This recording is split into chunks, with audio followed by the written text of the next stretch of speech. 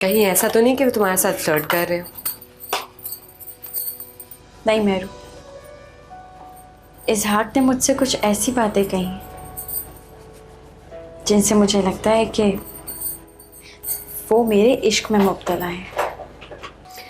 जो भी करो सोच समझ के करना। हम ठहरे मिडिल क्लास और वो लोग हाई क्लास, वैसे ही हमारा कोई जोड़ नहीं बनता। प्यारी बहन, इश्क अंधा होता है।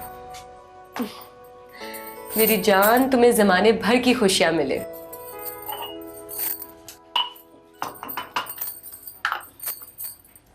तुम वसीम भाई के साथ खुश तो हो ना? हाँ, तुम क्यों पूछ रही हो? हनीमून पर नहीं गई? क्या मतलब? क्या वही लोग खुश रहते हैं जो हनीमून पे जाते हैं? तुम अब तक डिनर पर भी नहीं गई और मुझे नहीं लगता कि शादी के बाद तुमने शॉपिंग भी की है। होटलिंग का तो हमें मौका ही नहीं मिला, और तुम्हें पता है वसीम अपने ऑफिस के सिलसिले में कितना बिजी रहते हैं। और शॉपिंग शॉपिंग क्या करूंगी मैं? शादी पे इतने सारे सूट लिए थे, फजूल खर्ची हैं सारी चीजें।